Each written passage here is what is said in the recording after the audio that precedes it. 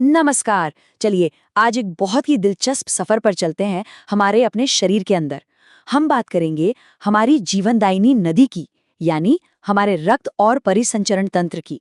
आइए मिलकर समझते हैं कि ये सिस्टम आखिर कैसे हमें हर पल हर सेकंड जिंदा रखता है। तो इस पूरी चर्चा को समझने के लिए हमने इसे 5 हिस्सों में बांटा है। सबसे पहले हम जानेंगे कि ब्लड आखिर है क्या, उसका एक बेसिक इंट्रोडक्शन लेंगे। फिर देखेंगे कि ये किन किन चीज़ों से मिलकर बना है, यानी इसके कंपोनेंट्स क्या हैं। उसके बाद हम ब्लड सेल्स यानी रक्त कणिकाओं की दुनिया में गोता लगाएंगे। फिर बारी आएगी ह्यूमन ब्लड ग्रुप्स की, और आखिर में हम पूरे सर्कुलेटरी सिस्टम को एक साथ जोड़कर देखेंगे। तो फिर देर किस बात की, चलिए शुरू करते हैं हमारे सफर के पहले पड़ाव से। यहाँ हम खून की बिल्कुल बेसिक बातों को, उसके गुणों और वो कैसा दिखता है, कैसा होता है, इसे समझेंगे। तो सबसे पहले कुछ जरूरी फैक्ट्स जान लेते हैं। ब्लड की पढ़ाई को कहते हैं हेमेटोलॉजी, और इसकी खोज की थी विलियम हार्वे ने 1628 में। अच्छा, इसका नेचर कैसा है? ये एक तरह का लिक्विड कनेक्टिव टिश्यू है। और पता है, हमारे शरीर के कुल वजन का लगभग 7.5% हिस्सा तो सिर्फ खून ही होता है। मतलब पुरुषों में करीब 5 से 6 लीटर और महिलाओं में 4 से 5 लीटर। अब एक बहुत ही मजेदार बात, खून का रंग लाल क्यों होता है? क्योंकि उसमें ऑक्सीजन वाला हीमोग्लोबिन होता है। पर क्या आप जानते हैं कि हीमोग्लोबिन का असली नेचुरल कलर तो बैंगनी होता है ना कमाल की बात? तो जैसा कि हम समझ रहे हैं, खून सिर्फ एक लाल रंग का लिक्विड नहीं है, ये असल में 2 मुख्य चीजों से मिलकर बना है। देखिए, इस चार्ट में साफ दिख रहा है। करीब 55% हिस्सा है प्लाज्मा, जो कि इसका लिक्विड पार्ट है, और बचा हुआ 45% हिस्सा है ब्लड कॉर्पसल्स का, जिसमें आती हैं हमारी red blood cells, white blood cells और प्लेटलेट्स। चलिए अब थोड़ा और अंदर चलते हैं और खून के इन हिस्सों को एक एक करके समझते हैं। तो अब हम आ गए हैं अपने दूसरे सेक्शन में, जहां हम बात करेंगे ब्लड के कंपोनेंट्स की, और शुरुआत करते हैं इसके लिक्विड पार्ट यानी प्लाज्मा से। तो सवाल ये है कि ये प्लाज्मा आखिर करता क्या है? इसे ऐसे समझिए कि ये हमारे शरीर का एक सुपर फास्ट डिलीवरी सिस्टम है। खाना, कार्बन डाइऑक्साइड और शरीर के बेकार पदार्थ, सब कुछ यही ट्रांसपोर्ट करता है। इसका रंग हल्का पीला होता है और उसकी वजह है एक पिगमेंट जिसे बिलीरुबिन कहते हैं। पर सबसे हैरानी की बात तो यह है कि प्लाज्मा में 90 से 92% तो सिर्फ और सिर्फ पानी होता है।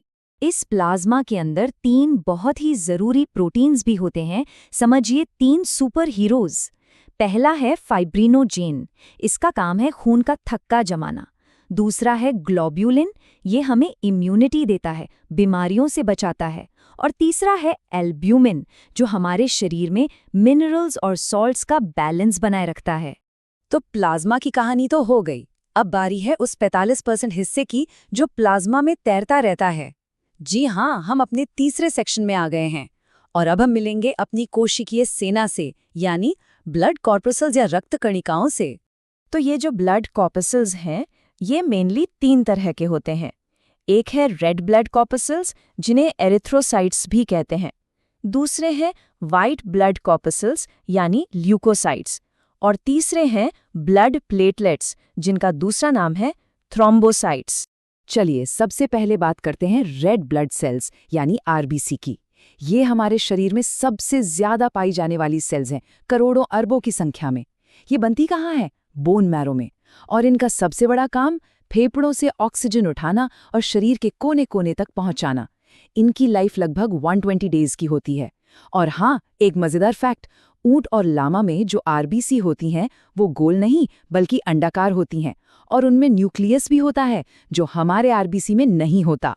अब जरा इनकी गिनती पर नजर डालते हैं, ये बहुत जरूरी है। देखिए, जहां आरबीसी की संख्या करोड़ों में होती है, वहीं प्लेटलेट्स लाखों में और डब्ल्यूबीसी सिर्फ हजारों में होते हैं। ये टेबल इस फर्क को बिल्कुल साफ साफ दिखा रहा है।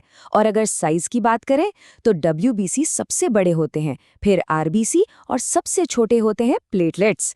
इनका रेशियो देखिए, एक डब्ल्यूबीसी के मुकाबले करीब 600 आरबीसी और 40 प्लेटलेट्स होते हैं। अब बात करते हैं हमारे शरीर के सोल्जर्स की, यानी वाइट ब्लड सेल्स की। ये हमारी इम्यूनिटी की आर्मी है। इस आर्मी को 2 मेन टीमों में बांटा गया है। पहली टीम है ग्रैन्युलोसाइट्स, जिसमें न्यूट्रोफिल, इओसिनोफिल और बेसोफिल शामिल हैं। और दूसरी टीम है ए ग्रैन्युलोसाइट्स, जिसमें लिम्फोसाइट्स और मोनोसाइट्स आते हैं। इस आर्मी में जो मोनोसाइट है वो सबसे बड़ा सोल्जर है, मतलब सबसे बड़ी ब्लड सेल, और लिम्फोसाइट सबसे छोटा WBC है। एक और जरूरी बात, इओसिनोफिल और बेसोफिल हमें धूल मिट्टी जैसी चीजों से बचाते हैं। कभी सोचा है कि एलर्जी होने पर छींक या खांसी क्यों आती है? वो इसलिए क्योंकि बेसोफिल हिस्टामाइन नाम का एक केमिकल छोड़ता है जो ये रिएक्शन पैदा करता है। और अब मिलते हैं हमारी शरीर के नन्हे मुन्ने डॉक्टर्स से, यानी प्लेटलेट्स से। जैसे ही कहीं चोट लगती है ना, ये फौरन एक्शन में आ जाते हैं। खून का थक्का जमाने का पूरा प्रोसेस 3 स्टेप्स में होता है। सबसे पहले थ्रोम्बोप्लास्टिन, प्रोथ्रोम्बिन और कैल्शियम मिलकर बनाते हैं थ्रोम्बिन।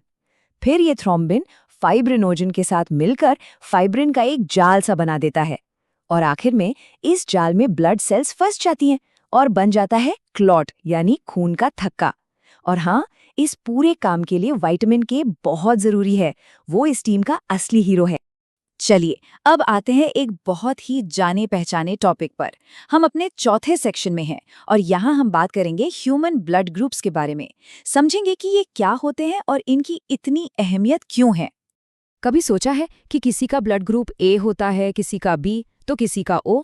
ये सब पता लगाया था कार्ल लैंडस्टीनर ने, और इसका पूरा खेल टिका है हमारे रेड ब्लड सेल्स के ऊपर बैठे एक खास प्रोटीन पर, जिसे कहते हैं एंटीजन।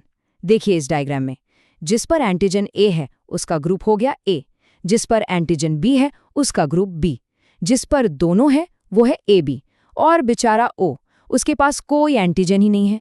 तो फिर कौन किसे खून दे सकता है और किससे ले सकता है, इसका पूरा हिसाब किताब इस टेबल में है। बस 2 बातें याद रखनी है। O नेगेटिव को यूनिवर्सल डोनर कहते हैं, मतलब ये किसी को भी अपना खून दे सकता है, और AB पॉजिटिव होता है यूनिवर्सल रिसिपिएंट, मतलब ये किसी से भी खून ले सकता है। और ये ब्लड ग्रुप्स हमें मिलते कहाँ से हैं? अपने माता पिता से। ये पन्नेट स्क्वायर बहुत अच्छे से समझा रहा है। देखिए, अगर पिता का ब्लड ग्रुप A है और माँ का B, तो बच्चे का ब्लड ग्रुप कुछ भी हो सकता है, A, B, AB या फिर OB। अब 2 बहुत ही खास क्लिनिकल कंडीशंस के बारे में जानना भी जरूरी है। एक है एरिथ्रोब्लास्टोसिस फेटालिस। ये एक ऐसी स्थिति है जो तब पैदा होती है जब एक RH नेगेटिव माँ के गर्भ में RH पॉजिटिव बच्चा हो। और दूसरा है बॉम्बे ब्लड ग्रुप। ये एक बहुत ही रेयर, मतलब दुर्लभ ब्लड टाइप है। इसकी खास बात यह है कि ये लोग खून तो किसी को भी दे सकते हैं, पर ले सिर्फ अपने ही जैसे बॉम्बे ब्लड ग्रुप वालों से सकते हैं। तो हमने खून और उसके कंपोनेंट्स को समझ लिया। अब वक्त है जूम आउट करके पूरी पिक्चर देखने का। हम आ गए हैं अपने आखिरी और 5वें सेक्शन में। यहाँ हम देखेंगे कि ये पूरा सर्कुलेटरी सिस्टम, यानी हमारा दिल और खून की नलियाँ मिलकर कैसे काम करते हैं। तो हमारे शरीर में खून की जो पाइपलाइंस हैं वो 2 तरह की हैं, आर्टरीज यानी धमनियाँ और वेन्स यानी शिराएं। आर्टरीज मोटी और मजबूत होती हैं और ये दिल से साफ खून यानी ऑक्सीजन वाला खून शरीर तक ले जाती हैं। वहीं वेन्स पतली होती हैं और शरीर से गंदा खून, मतलब डीऑक्सीजनेटेड ब्लड, वापस दिल तक लाती हैं। लेकिन हाँ, इसमें एक बहुत बड़ा एक्सेप्शन है, पल्मोनरी आर्टरी और पल्मोनरी वेन, जिनका काम ठीक उल्टा होता है। और इस पूरे हाईवे नेटवर्क का सेंट्रल स्टेशन या इंजन कौन है? हमारा दिल। ये एक नॉन स्टॉप पंपिंग मशीन है। इसके 4 चेंबर होते हैं। ऊपर वाले 2 चेंबर हैं एट्रिया और नीचे वाले 2 हैं वेंट्रिकल्स। ये डायग्राम दिल के इस बेसिक स्ट्रक्चर को बहुत ही साफ तरीके से दिखा रहा है। तो चलिए अब खून के पूरे सफर को एक साथ देखते हैं। ये फ्लोचार्ट एक पूरी कहानी बताता है। देखिए कैसे शरीर से डीऑक्सीजनेटेड ब्लड पहले दिल में आता है। दिल उसे फेफड़ों में भेजता है ऑक्सीजन भरने के लिए। फिर फेफड़ों से ताज़ा ऑक्सीजन वाला खून वापस दिल में आता है और फिर दिल उसे जोर से पंप करके पूरे शरीर में भेज देता है। और ये साइकिल ये बिना रुके चलती रहती है। तो सोचिए कितना कमाल का है ये सिस्टम। एक इतनी जटिल मशीनरी जो हमारे पैदा होने से लेकर आखिरी सांस तक हर पल बिना थके हमें जिंदा रखने के लिए काम करती रहती है ना? ये सचमुच में हैरान कर देने वाली बात।